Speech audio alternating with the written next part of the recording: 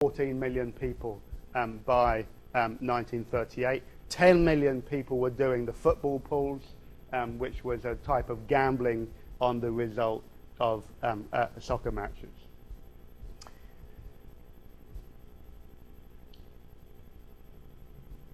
As you can see, expenditure on leisure pursuits rises significantly between 1920 and 1938. Remember that a good deal of that extra expenditure will be coming from the new affluent rising middle classes that I talked to you about last week. But as you'll also see, one of the things about these new mass forms of culture was that they were becoming increasingly cheaper and more available to greater numbers of people. And I'm going to give you 3 examples of that: the newspaper press, the cinema, and the seaside. And there are 3 themes that you should notice as we go through these examples. One is how the emphasis on the contracting number of owners, so this is an account of the concentration of ownership of these forms, particularly the newspaper and the cinema. How commercial success is often equated with what we would now call dumbing down, pandering to the lowest common denominator.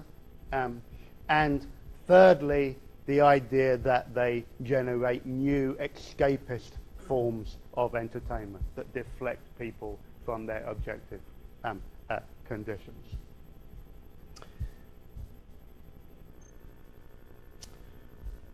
So let's start with the newspaper press.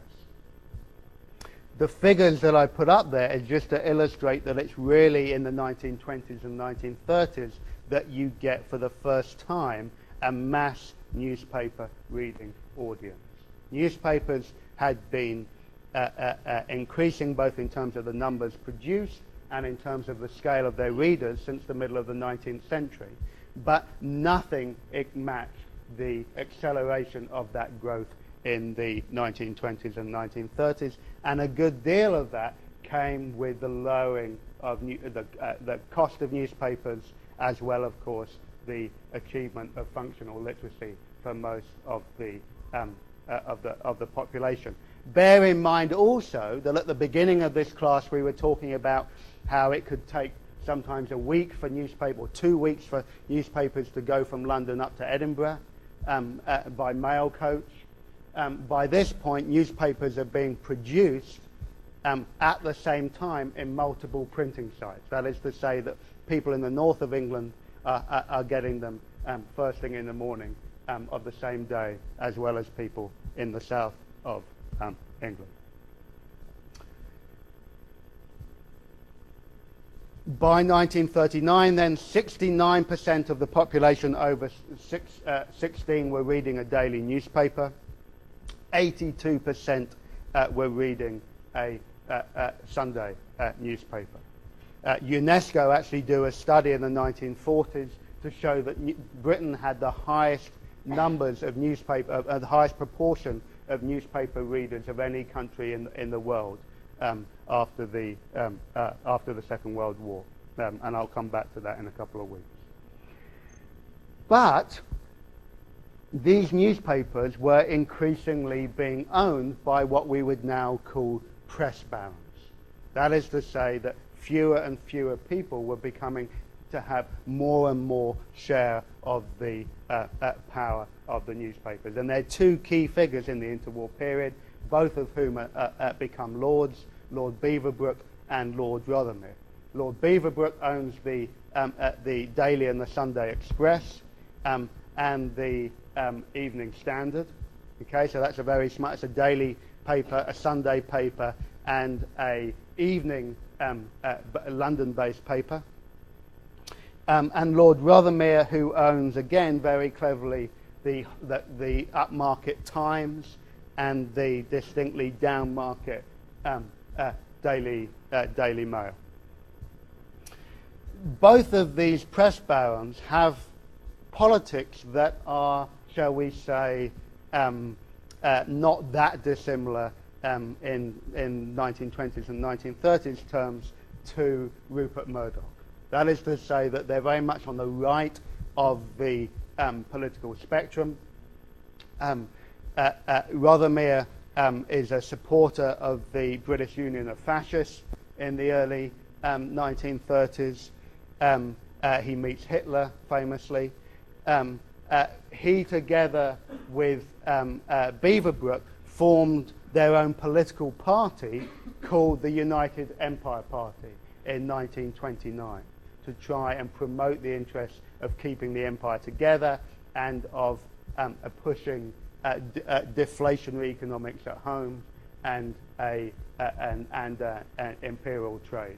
This is not a poster from the United Empire Party. It's from the Conservative government, but it was the closest and most interesting image I could get.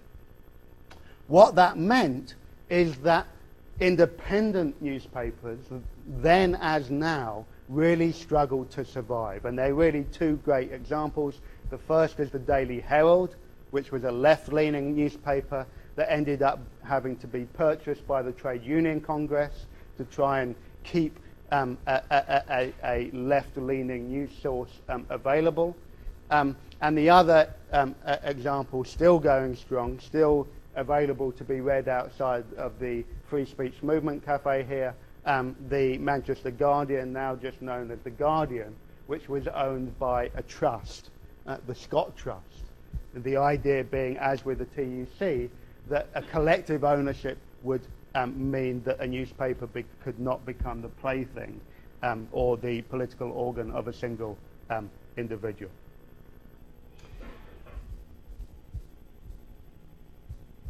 One other thing, the other story that I need to tell you about newspapers is how news is repackaged during the 1920s and the 1930s. You have two types of newspapers, the quality broadsheet, like the London Times, and the, I hate to call the Telegraph a quality paper, but for these purposes it is, and the tabloid newspapers, okay, like the Express and the Mirror and the Mail. These are circulation figures that you see behind me. So you can see that the broadsheet qualities have a fraction of the readership of the populist tabloid newspapers. And one of the reasons for that is that the tabloids are very effective at repackaging news and making news commercially more accessible. So you have here a contrast between two images, the Daily Mail in the early 1920s and the Daily Express in the later 1930s. I could have shown you a copy of the Times, and there would have been no images and even more columns. Okay, very tightly packed columns. You can see here that there are 1, 2, 3, 4, 5, 6, 7 columns across across the front page. By the time you get to the 1930s, it was very usual for newspapers to be using banner headlines like this and only having a big central image, and then maybe just 1 or 2 other news columns, so that news is packaged to you in a more accessible way, so that readers can consume them more quickly and more easily. And of course, the growing use of photos was a very important part of this process. But what the tabloids also do is try and make news more digestible. The Daily Mail had called itself the busy man's paper, and it was designed to be read by commuters on the train on their way into London in the morning, or in the way into whatever city they're into. You should be able to pick it up and read it quickly. When you get off the thing, that's it. It wasn't like the Times that you basically had to study and revise for a full day. The other thing that the tabloids do is break down news into specific sections, just like our newspapers do now. Okay, so that suddenly you get the development of travel sections, sports sections, women's sections, business sections, homes and gardens types of sections. So again, it makes news more digestible, but it also very smartly means that you could target your advertising revenue and your advertisers to specific interests of your readers. Okay, so that your advertising revenue goes up.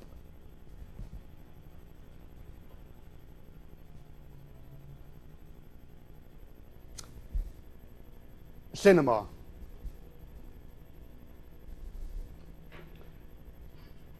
Again, I told you that cinemas had begun before the First World War, but it's in the 20s and 30s that they become a mass pursuit, and that has something to do with the introduction of talkies from 1928. As with the newspaper, so with the cinema you get new big cinema chains. Remember, we saw this a little bit with the music halls in the late Victorian thing. Cinemas, though, accelerate the trend. You have three big cinema chains, the Gaumont, the Associated British Cinemas, and the Odeon chain, that own 20% of all cinemas. Okay? And very often they own the cinemas in the big urban centres, not in the smaller towns where it was harder to fill up the mega-sized cinemas that these chains were building, because they built absolutely phenomenal cinemas like this. This is the inside of the Astoria cinema in Brixton, which seated 4,000 people. Okay? Local cinema halls often were about the size of this room, had no special seating arrangement, and suddenly you move to these mega cinemas that were, by design, unbelievably opulent and plush. Okay? They were meant to transport you into a different world the moment that you step into the cinema. And they had a level of luxury and opulence that most working class punters would have never ever seen. So they step outside of their humble conditions into this unbelievably fantastical world.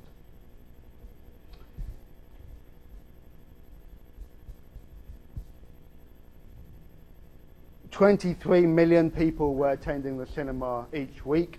By 1939, that's 40% of the population, and yet we know from more specific surveys that the majority of those were the urban working classes. And indeed, we also know that women and children, and increasingly the unemployed, represented a significant number, especially children. Okay? Because you could go into one of these cinemas and just stay there for the whole day, and watch the thing on a loop, a little like if you go to Emeryville.